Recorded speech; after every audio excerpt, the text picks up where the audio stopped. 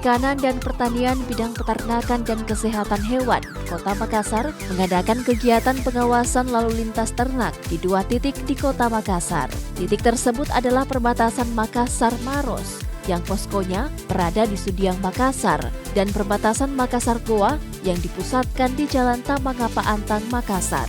Menurut Kepala Dinas Perikanan dan Pertanian Kota Makassar, Ibu Evi Apriliati, kegiatan ini adalah kegiatan kedua yang dilakukan Dinas Perikanan dan Pertanian, khususnya bidang peternakan dan kesehatan hewan. Kegiatan ini sengaja dilakukan pada malam hari, dikarenakan pada malam hari lalu lintas hewan yang masuk Kota Makassar tergolong tinggi. Kegiatan ini merupakan kegiatan rutin yang dilaksanakan tiap tahun oleh Dinas Perikanan dan Pertanian Kota Makassar, terlebih menjelang perayaan Idul Adha, di mana hewan ternak yang masuk di Kota Makassar akan bertambah jumlahnya. Sementara ini, adanya penyakit mulut dan kuku membuat pengawasan di perbatasan semakin diperketat untuk menghindari potensi masuknya hewan yang tertular PMK ke Kota Makassar. Kegiatan hari ini kita lalu lintas ternak yang masuk di Kota Makassar. Makanya kami lakukan pada malam hari ini. Ini merupakan kegiatan yang kedua, di mana selain untuk pengawasan PMK, juga untuk pengawasan untuk hewan kurban nantinya.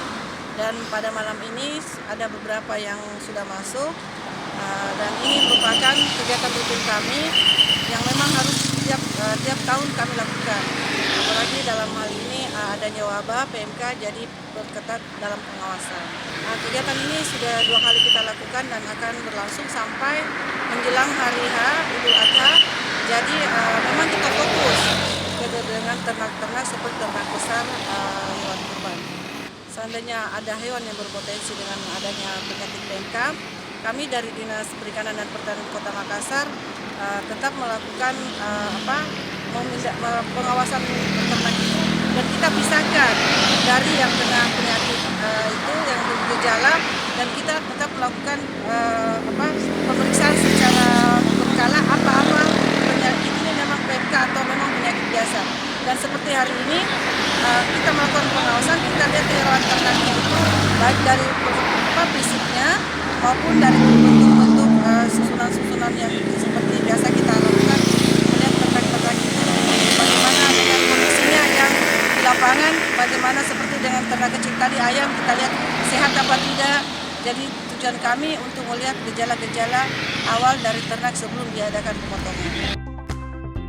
Kegiatan ini akan dilaksanakan menjelang hari H Idul Adha dengan tetap memprioritaskan hewan ternak besar seperti sapi, kambing, kuda, dan kerbau. Kegiatan pengawasan lalu lintas hewan ternak ini juga melibatkan dokter hewan untuk memeriksa kondisi fisik hewan yang melewati perbatasan. Hewan yang masuk ke Kota Makassar harus memiliki surat dari daerah asal, seperti surat dari daerah dinas setempat yang menyatakan bahwa hewan tersebut dalam kondisi sehat dan layak dikonsumsi. Ketika pemeriksaan dan didapati hewan yang diangkut tidak memiliki surat-surat lengkap, maka hewan tersebut diminta untuk kembali ke daerah asal.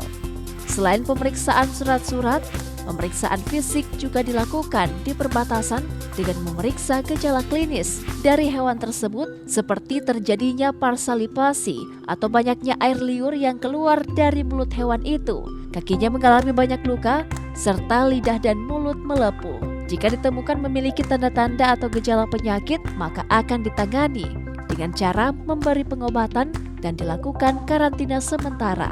Selain memeriksa hewan ternak besar, pemeriksaan terhadap ayam potong yang akan masuk ke Kota Makassar juga diperketat. Hal ini dilakukan adanya ayam tiren yang masuk di Kota Makassar dan nantinya akan dikonsumsi oleh warga Kota Makassar yang tentunya berpotensi membawa penyakit. Sehingga jika dalam pemeriksaan ditemukan ada ayam yang mati, maka Dinas Perikanan dan Pertanian akan menurunkan ayam mati tersebut dan membuat berita acara untuk pemilik ayam yang membawa ayam mati tersebut.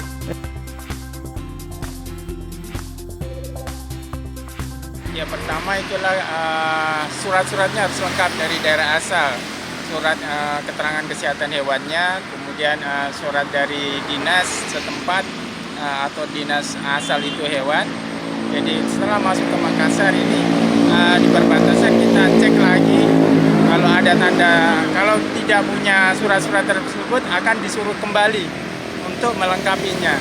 Kemudian kalau suratnya lengkap, kita cek lagi dengan gejala klinisnya.